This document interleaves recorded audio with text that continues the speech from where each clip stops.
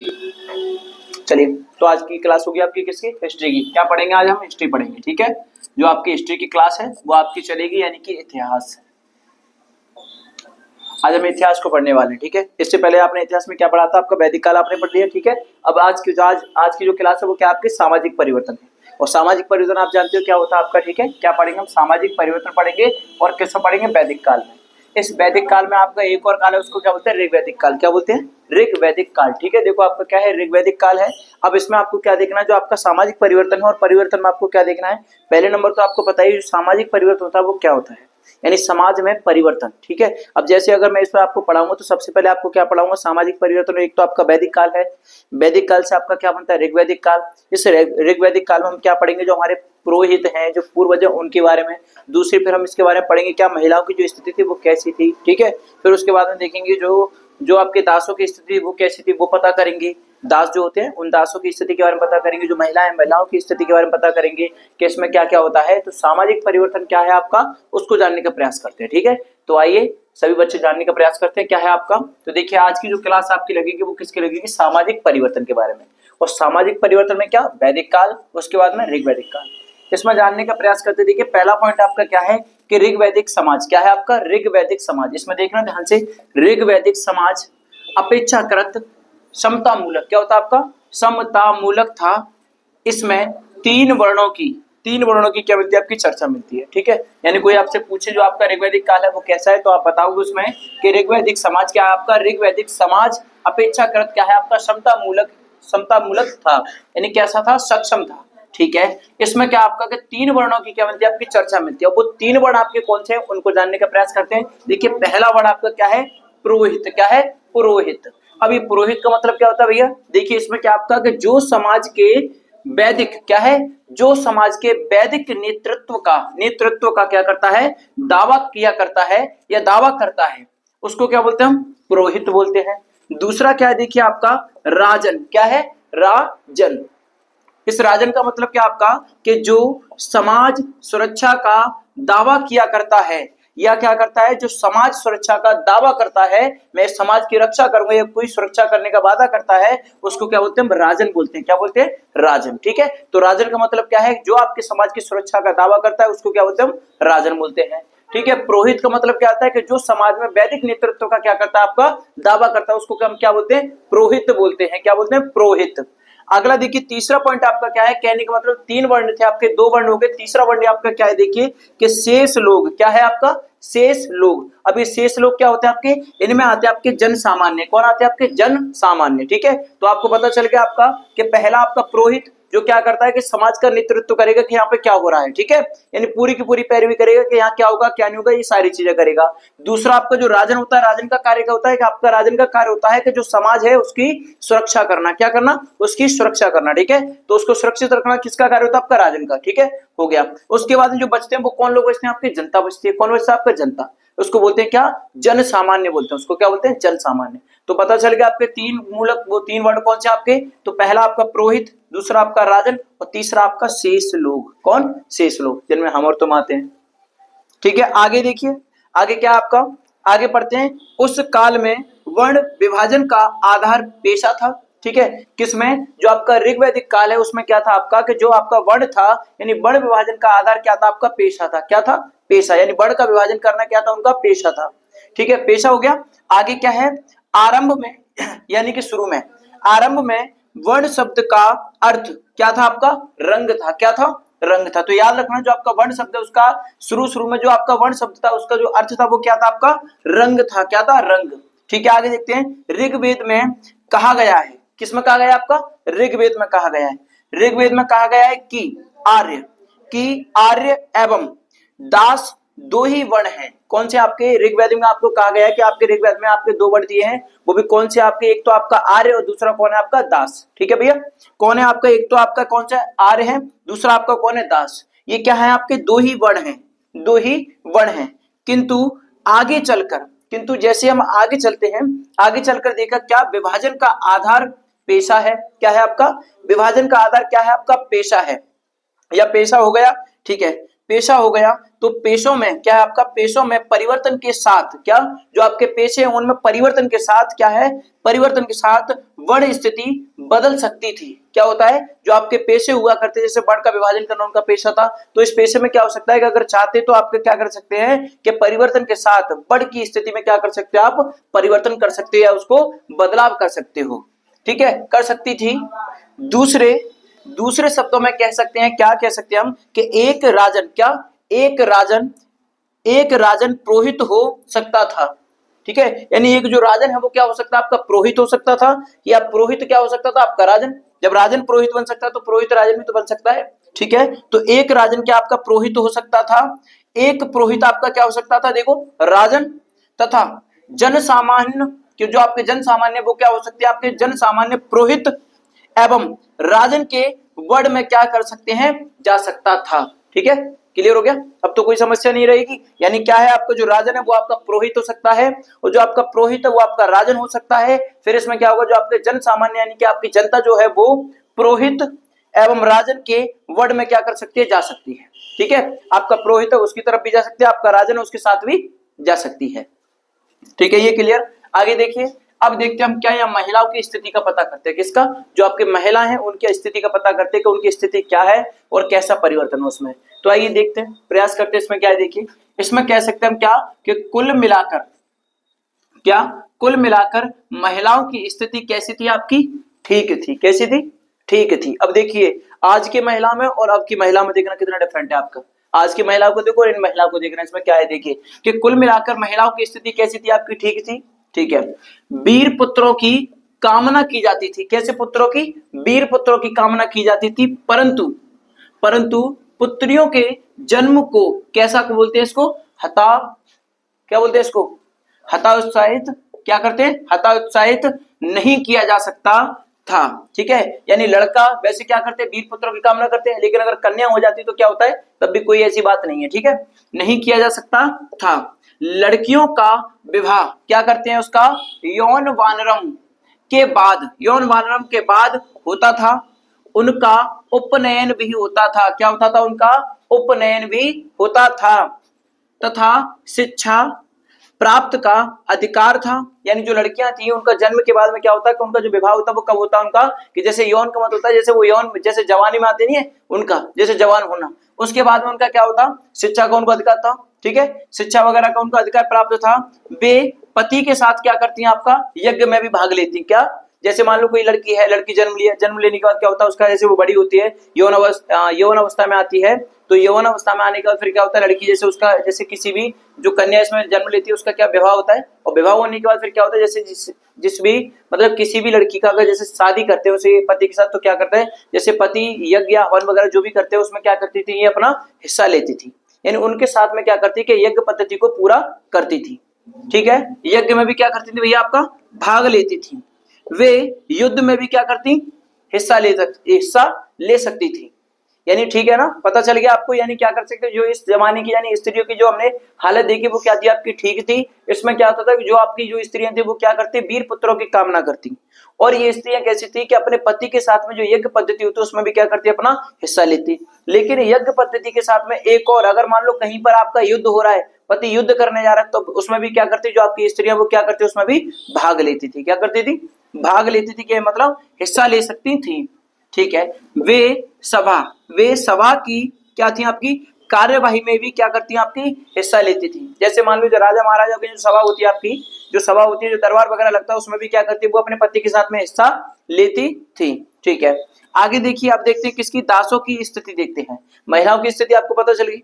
अब महिलाओं की स्थिति में कुछ नहीं है, पहले तो आपको सीधा सीधा पता है कि महिलाओं की स्थिति कैसी थी आपकी, बढ़िया थी, उसमें कुछ नहीं है। बस महिलाओं का कार्य क्या था, वीर पुत्रों की कामना करना। अगर मान लो कन्या जन्म लेती है तब भी उनको कोई भी उससे फर्क नहीं पड़ता। ठीक है, सारा काम हो गया। अब इसमें क्या है आपका, जैसे मैंने बता दिया आपको, जो स्त्रियां वो क्या करती है, वीर पुत्रों की कामना करती हैं, और फिर क्या करती हैं, शादी के बाद वो अपने पति के साथ यज्ञ में भी हिस्सा लेती हैं। फिर जैसे अगर पति युद्ध पे जा रहा है तो उनके साथ वो अपने युद्ध में भी हिस्सा लेती हैं। फिर क्या होता है आपका, जैसे आपके राज्यसभा में कभी कोई सभा होती है तो सभा में भी क्या करती हैं, जो स्त्रियां होती हैं वो भाग ले सकती हैं, उन पर कोई रोक टोक नहीं है, वो भाग ले सकती हैं। आगे देखते हैं हम क्या, दासों की स्थिति। अब दास तो आप जानते ही हो, देखो दासों की स्थिति में देखते हैं, इस काल में भी क्या है आपका, इस काल में भी दास व्यवस्था कैसी थी आपकी, कायम थी, ठीक है ना। पता है ना आपको कायम का मतलब क्या है, कि इस काल में भी जो आपकी दास प्रथा थी या दास व्यवस्था कह सकते हो, वो कैसी थी आपकी, कायम थी, ठीक है। आगे क्या है देखो, दास में आर्य कौन आते हैं, दास जो होते हैं उसमें क्या होता है आपका आर्य, या दास लिखिए दास। दास में आर्य एवं गैर आर्य दोनों शामिल होते थे। जो आपके दास होते हैं उनमें क्या होता है आपका, एक तो आपके आर्य और दूसरा आपका क्या है, जो गैर आर्य होते हैं, मतलब जो आर्य नहीं है वो भी क्या करते इसमें आपका शामिल हो सकते थे या शामिल होते थे, ठीक है। अगला जन सामान्य, या कह सकते हो कि सामान्यतः युद्ध बंदियों, क्या है, सामान्यतः युद्ध बंदियों को दास बनाकर क्या करते, या दास बना लिया जाता था। जैसे मान लो युद्ध होता था, युद्ध में कोई व्यक्ति आपका हार जाए तो हारने के बाद क्या करते, उसको कैद करते, और कैद करने के बाद क्या करते, उसको दास बना लेते हैं। क्या करते हैं, उसको दास बना लेते हैं। तो वहीं आपसे कहा जा रहा है कि सामान्यतः जो आपका युद्ध बंदी होते हैं, कि जो युद्ध के दौरान जो बंदी बना लिए जाते हैं, उनको भी क्या करते हैं, कि को दास बना लिया जाता था, ठीक है। जो आपके युद्ध के दौरान पकड़े गए बंदी जो होते हैं उनको क्या करते हैं, दास बना लेते हैं। उसके बाद देखिए हम क्या पढ़ेंगे, आपका उत्तर वैदिक काल पढ़ेंगे। क्या पढ़ेंगे, उत्तर वैदिक काल, जो अभी, चलिए आपका टॉपिक हो गया। अब देखिए इसमें क्या है आपका, अभी हमने क्या पढ़ा, आपका सामाजिक परिवर्तन पढ़ा। उस सामाजिक परिवर्तन में हमने आपका क्या पढ़ा, ऋग्वैदिक काल पढ़ा। क्या पढ़ा आपका, ऋग्वैदिक काल। इसमें हमने आपका जाना क्या है, जो आपका पुरोहित होता है वो क्या होता है आपका, जो आपका क्या करता है, समाज का नेतृत्व करता है, उसको बोलते हैं पुरोहित। और जो आपका राजन होता है वो आपका क्या करता है, जो समाज सुरक्षा का क्या करता है, आपका दावा करता है कि मैं समाज की रक्षा करूंगा या रक्षा करने में सक्षम हूं, तो वो क्या कहलाता है, आपका राजन कहलाता है, ठीक है। बाकी का आपका कौन बचता है, आपका वो बचती है आपके जनसामान्य, यानी कि जनता आपकी बचती है, ठीक है।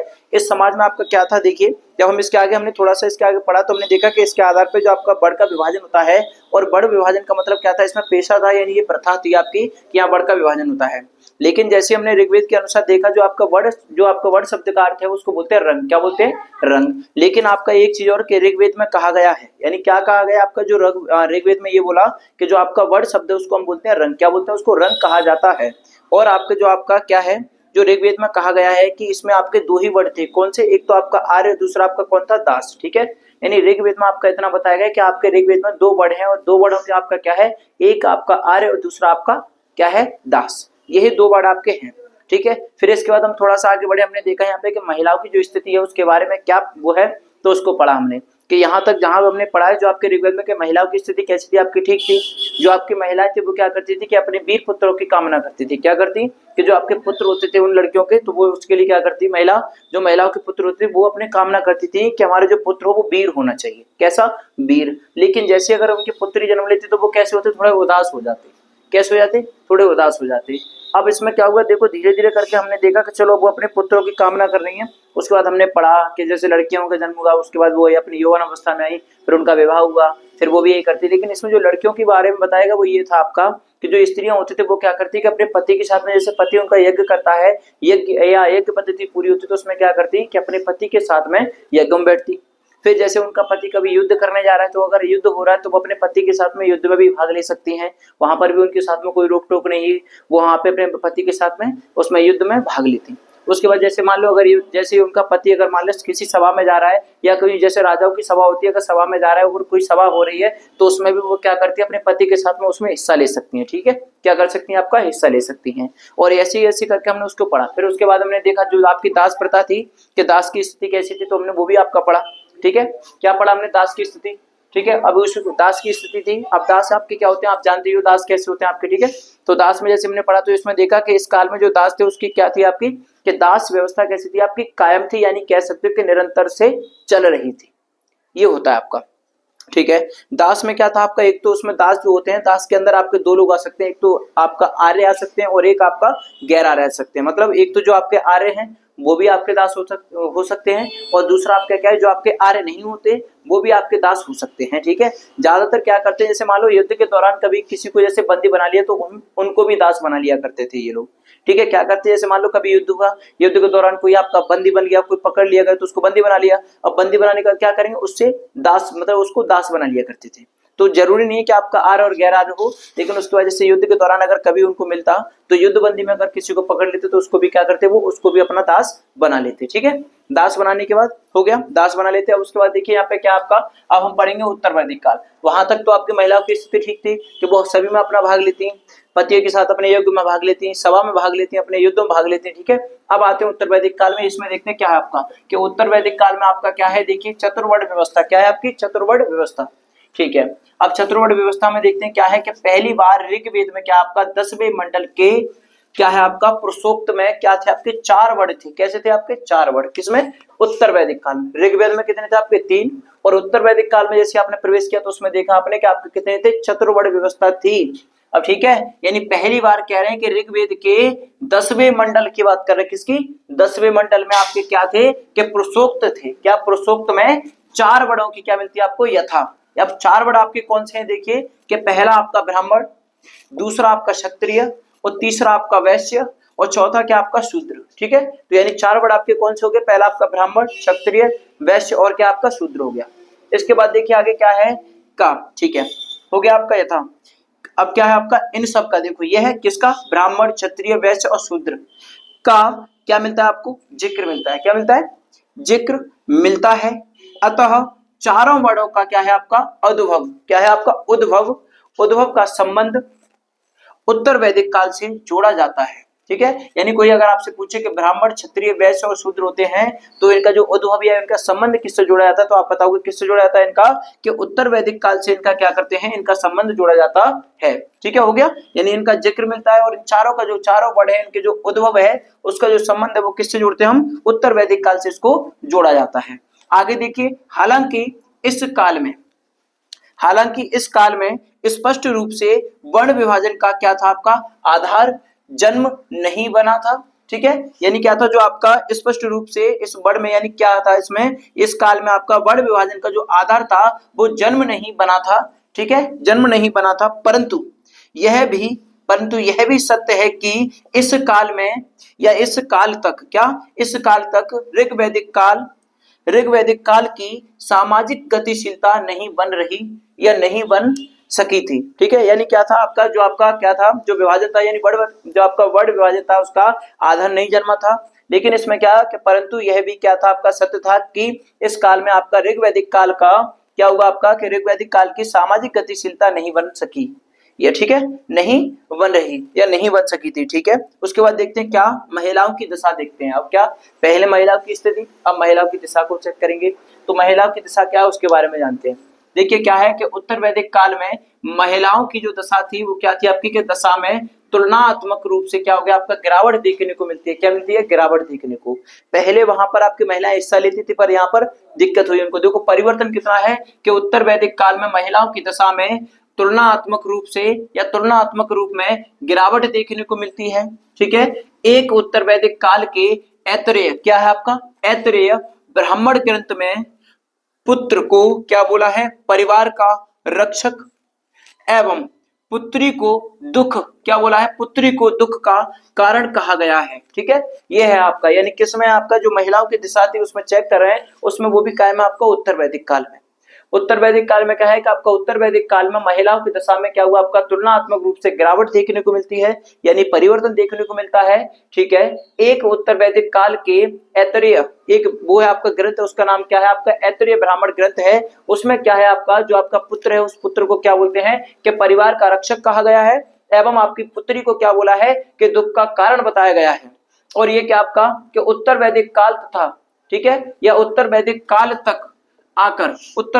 तक आकर महिलाओं की सभा में प्रवेश वर्जित हो जाता है। क्या होता है आपका कि जब आपकी महिला उत्तर वैदिक काल तक आती हैं, यानी आपका जो ऋग्वैदिक काल था उस काल तक तो कोई दिक्कत नहीं, महिला भाग लेती हैं, युद्ध करती हैं, पति के साथ हर संबंध वो बैठती हैं, यज्ञ करवाती हैं, सब कुछ करवाती हैं। लेकिन जैसे आपने उत्तर वैदिक काल में प्रवेश लिया तो इसमें सारे काम आपके खत्म हो जाते हैं, महिलाओं की तुलना में गिरावट आ जाती है। पुत्र को क्या मानते हैं? परिवार का क्या मानते हैं? आपका रक्षक मानते हैं। लेकिन जो आपकी पुत्री होती है उसको क्या मानते हैं? दुख का कारण मानते हैं, ठीक है। तो ये दुख का कारण मानते हैं, तो ऐसा नहीं होना चाहिए, ठीक है। तो आपको पता चल गया कि आपने दोनों में डिफरेंट देखा कि आपका उत्तर वैदिक काल और ऋग्वैदिक काल में आपको डिफरेंट पता चल गया, ठीक है।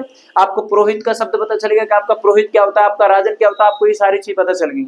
अब तो कोई आपको समस्या नहीं है, बस आपको अच्छी तरह से इन दोनों में देखना है कि डिफरेंट क्या है। कोई आपसे पूछे तो आप बताइए आपका ब्राह्मण, क्षत्रिय, वैश्य और जो शूद्र वो किस में आते हैं? आपके उत्तर वैदिक काल में आते हैं। किस में आते हैं? उत्तर वैदिक काल में। वो भी किस में? 8वें मंडल में आते हैं। किस में? सॉरी 10वें मंडल में। किस में आते हैं? आपके 10वें मंडल में आते हैं, चतुर्वर्ग बोलते हैं इसको, चतुर्वर्ग व्यवस्था बोलते हैं, ठीक है। तो हो गया आपका, यानी महिलाओं की स्थिति में क्या होगा आपका, गिरावट हो गई। ओके, महिलाओं की गिरावट स्थिति में क्या होगा आपका, गिरावट। आप देखिए यहाँ पे क्या है आपका, जो मैंने आपको बताया, यानी कौन सा आपका वर्ड है, आपका चतुर्वर्ग है, ठीक है, वो भी वैदिक काल में, ठीक है। तो आपका पूरा का पूरा हो गया कि इनको परिवार में क्या है, यानी लड़कियों को हिस्सा जैसे आपका उत्तर वैदिक, जैसे आपका ऋग्वैदिक काल में दिया, वैसे ही यहाँ होना चाहिए, यानी लड़कियों की बराबरी होनी चाहिए, ना कि ऐसा होना चाहिए। तो उत्तर वैदिक काल में यहाँ पे क्या हुआ, इनके उनमें मतलब इनकी जो समानता थी उसमें क्या कर दी, इनकी गिरावट कर दी, और ऐसा नहीं होना चाहिए, ठीक है। तो आप याद रखना, उत्तर वैदिक काल में सिर्फ अब कैसे पॉइंट बनाओगे इसमें बेटा, कि उत्तर वैदिक काल में आपका क्या है, जो महिलाओं की स्थिति वो कैसी थी, आपकी गिरावट हो गई। दूसरा क्या हो गया इसमें, यहाँ पे लिखोगे जैसे ये लिखते हैं, जैसे पुत्र, पुत्र को क्या मानते हैं, रक्षक, क्या मानते हैं भैया,